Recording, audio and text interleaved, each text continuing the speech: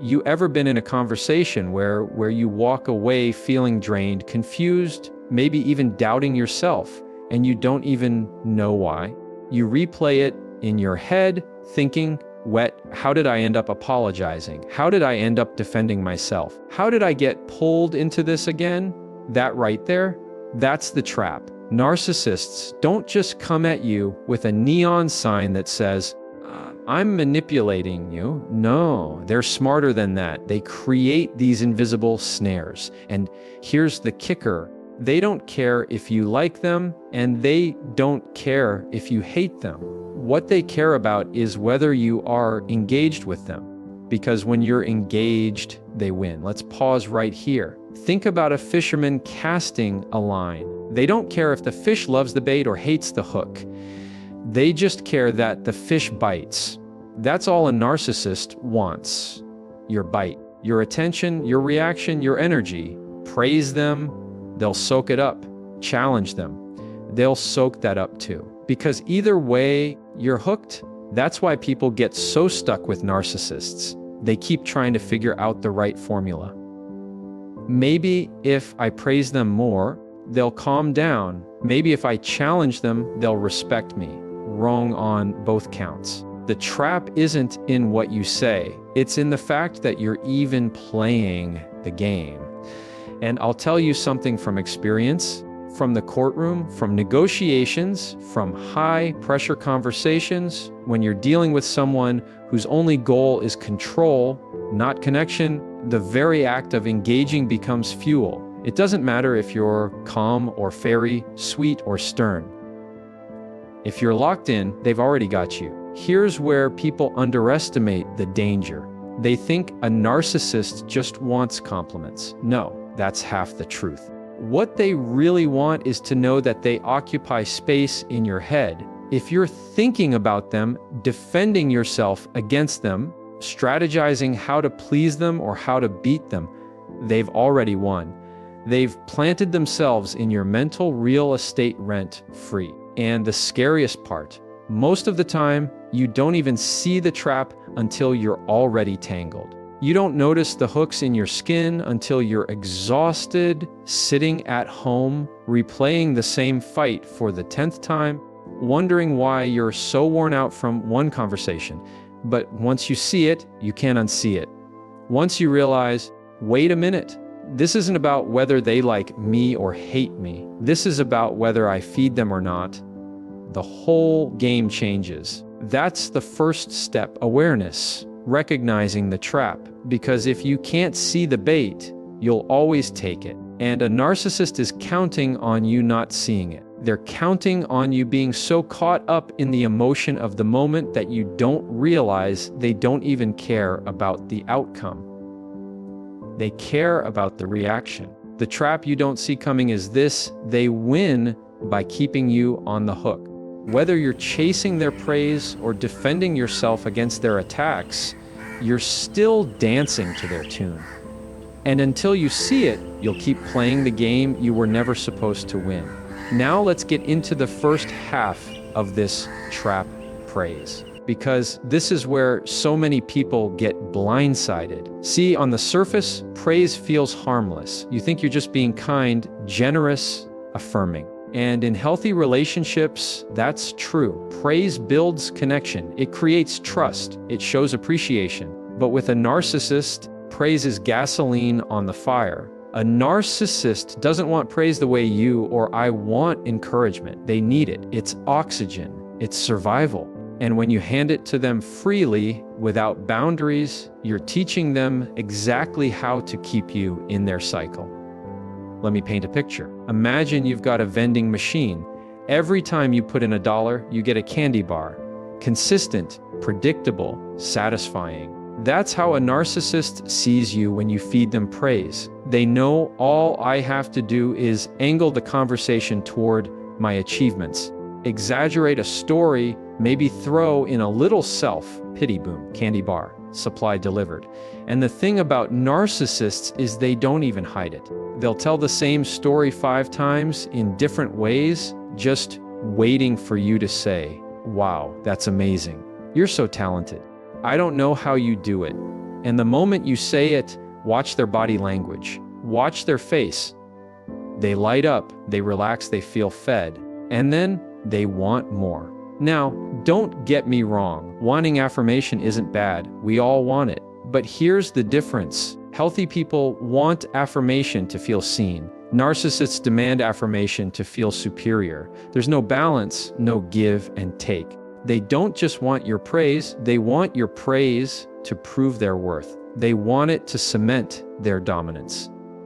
And the more you give it, the more they expect it. And the more they expect it, the more you feel pressured to provide it. Until one day, you wake up and realize you're living in a performance, not a relationship. You're no longer yourself, you're the applause section of their one-man show. That's why praise is dangerous with a narcissist, because it's not just words, it's reinforcement. Every time you hand it over, you're telling them, keep acting this way and I'll keep feeding you. And they will. They'll keep fishing for it, manipulating conversations to get it, twisting situations to make you the audience instead of the equal. And here's the hardest truth. Sometimes you praise them just to keep the peace, just to avoid the backlash. You think, if I just give them what they want, they'll calm down. And maybe they do for a minute. But it never lasts, because peace isn't their goal. Control is. And your praise is proof they've got it. So why does praise feed the ego? Because it tells the narcissist their world is working exactly the way they want it to. It tells them they're in charge of the script. It tells them they've trained you to give them what they crave. See, when most people start to recognize that praise is feeding the narcissist, they swing the pendulum the other way. They think, all right, fine, I won't stroke your ego anymore. Instead, I'll push back. I'll challenge you. I'll call you out. I'll hit you with logic, with truth, with facts you can't deny. And on paper, that sounds strong. It sounds brave. But here's the catch, even provocation feeds them. Why? Because attention is attention. Engagement is engagement. Whether you're patting them on the back or standing in their face, you're still in the ring. You're still playing. And that's the only part they care about, you showing up to the fight. Think of it like a boxer who doesn't care about the crowd's cheers or boos. He doesn't care if they love him or hate him. He just wants them watching. He wants them locked in, invested. That's a narcissist with provocation. Your anger, your frustration, your raised voice, your long-winded explanation of why they're wrong, it's all just proof to them that they still control the spotlight. And here's where it gets sneaky. Narcissists are experts at pulling you into over-explaining. They'll twist your words, deny your point, interrupt your sentences until you feel this urge to go louder, go longer, go harder. You think if you can just explain it better, they'll finally get it. But they're not trying to get it. They're trying to keep you explaining, because every second you spend defending yourself is a second they've successfully kept the frame on them. And it's not just the volume, it's the emotional charge. Narcissists thrive on emotional intensity. When you get angry, when your blood pressure rises, when you slam that metaphorical or literal fist on the table, they light up inside, because it proves you're affected. It proves they have impact. They don't need you to agree, they just need you to react. Let me put it another way. You can feed a narcissist with sugar or with fire. Either way, they're fed. Praise is the sugar. Provocation is the fire. But both keep the machine running. Both tell them, you matter enough to control my state of mind. And think about how many times you've walked away from one of those arguments. Did you feel relieved? Did you feel like you had resolution, or did you feel empty, exhausted, maybe even more unsettled than before? That's the evidence. That's the proof that provocation doesn't solve, it sustains. It's like trying to put out a fire with gasoline. Here's a courtroom lesson I learned early on: never wrestle with a pig. You both get dirty and the pig likes it. That's what it's like engaging with a narcissist through provocation. They like the mud. they thrive in it. They'll drag you into it and then point to you covered in dirt as if it proves their point. So the question isn't, how do I provoke them back? The question is, how do I stop feeding them altogether? How do I stop confusing resistance with power? Because the real power isn't in fighting harder. It's in starving the system. It's in stepping out of the trap entirely. And when you get this, when you really internalize that both praise and provocation fuel the same fire, you start to reclaim your control. You stop wasting energy on battles you were never meant to win. You stop letting their chaos dictate your calm. So hear me when I say this. Your strength doesn't show up in your volume, your explanations, or your counterpunches. Your strength shows up in your ability to disengage, to stay grounded, to refuse to let their bait, sweet or sour, drag you into the cycle. That's how you break the trap. Think about it like this. Every room has a temperature. Some rooms are warm and welcoming, others are cold and tense, and some, they're boiling hot, argument, tension, stress. Now, here's the question when you walk into that room. Are you matching the temperature or are you setting it? Because if you match it, you lose. You're reactive. You're letting the other person dictate the energy, the pace, the tone. And a narcissist thrives on that. They want you boiling. They want you rattled. They want you trying to raise your voice, match their intensity, or outshout their interruptions. Because when you do, they've got you exactly where they want you, off balance. But if you can learn to control the temperature of the room, that's when everything changes. See, confidence doesn't show up in decibels. It shows up in presence. It shows up in stillness. It shows up in your ability to stay grounded when they're trying to shake you. And let me tell you something, nothing frustrates a narcissist more than when their chaos doesn't move you. I've seen this in courtrooms time and time again. One lawyer comes in hot, aggressive, loud, pounding the table, making objections just to rattle the other side. And here's what happens. The inexperienced attorney rises to the bait. They get louder, sharper, more reactive. And guess what? The jury doesn't see strength, they see noise. But the seasoned attorney, the one who stays calm, measured, collected, that's the one who wins the room. That's the one who makes the judge lean in, who makes the jury trust them, who changes the energy just by refusing to match it. And here's the key: people mirror energy.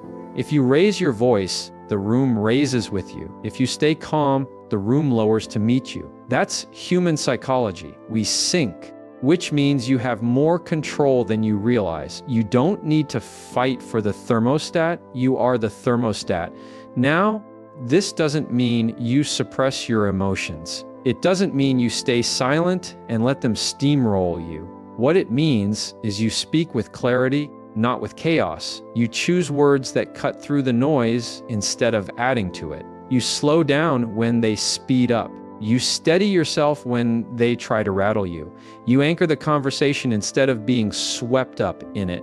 And let me tell you something powerful. Silence is often louder than shouting. A pause, an intentional pause, carries more authority than a paragraph of defense. Because silence says, I'm not rushing to prove myself. I'm not scrambling to be heard. I'm choosing my moment, and when I speak, you'll listen.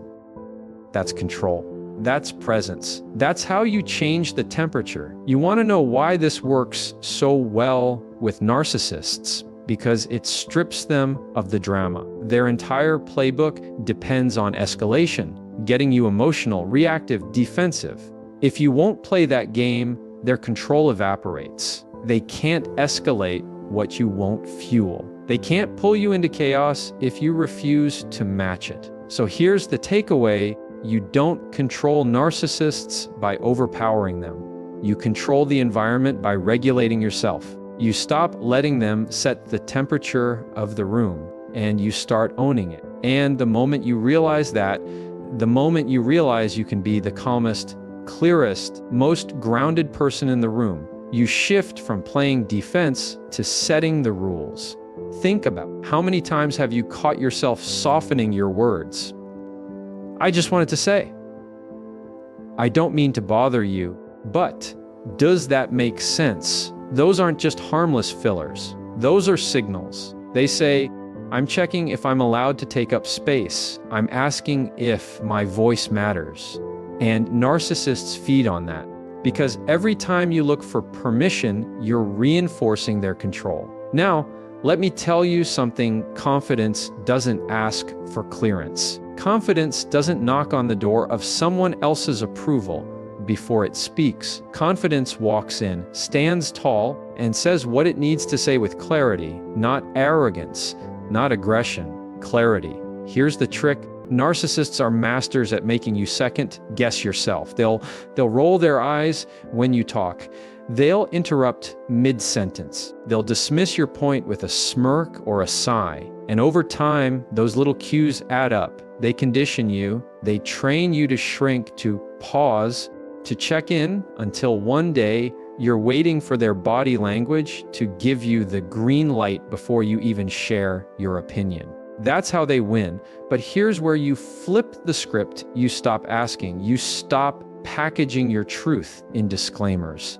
You stop handing over the steering wheel before you even leave the driveway. And you start saying what you need to say with full stop sentences, not question marks, not apologies, periods. In the courtroom, I've watched witnesses crumble because they seek permission with every answer. They look at the judge, at the jury, at their lawyer, asking silently, was that okay? Did I do it right? And the jury sees it. They see the insecurity, they see the doubt. And guess what? It undermines the testimony, even if the truth was solid. But then I've seen witnesses who don't seek that approval. They sit upright, they answer directly, they make eye contact. And suddenly, the same truth carries 10 times the weight. Why? Because clarity carries confidence. You want to outsmart a narcissist. Stop asking if it's okay to exist in the room. Stop waiting for their nod before you take a step.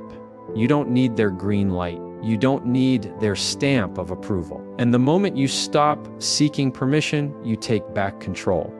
And here's the beautiful part. When you stop seeking permission, you also stop feeding them, because narcissists thrive on your dependency. They love being the gatekeepers of your self-worth. They love watching you hesitate, stumble, and then look to them for the sign that you're allowed to move forward. It makes them feel powerful. But the second you stop looking for their signal, the second you speak your truth with clarity and confidence, you shatter the illusion. You expose the fact that their power was never real. It was borrowed. And you just took it back. So let this sink in. Your words don't need permission slips. Your presence doesn't require validation. And your truth doesn't come with an asterisk. You don't have to apologize for being in the room, for speaking up, for existing with confidence.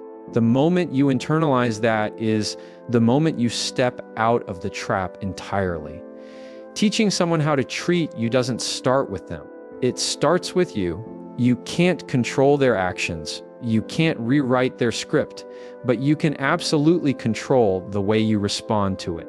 Every boundary you hold, every time you refuse to give them fuel, every time you choose composure over chaos, you are showing them this is the standard. This is the line. This is what interaction with me looks like. The hardest part, it's consistency. Because here's the truth: narcissists test you. They'll push and push to see if today's the day you cave. They'll praise you to see if you melt, then provoke you to see if you explode. They're not testing your kindness, they're testing your stability. And if your response changes every time, they know they can control you. But when you're steady, when your tone, your boundaries, your body language all line up with the same message, they eventually learn this person can't be moved like that. And here's where it shifts. Once you stop teaching them that they can control you, you start teaching them that they have two choices: respect you or lose access to you. And I want you to let that sink in, because that's power. That's leverage. You don't have to scream for it. You don't have to demand it. You earn it by showing up the same way every time, calm, composed, clear.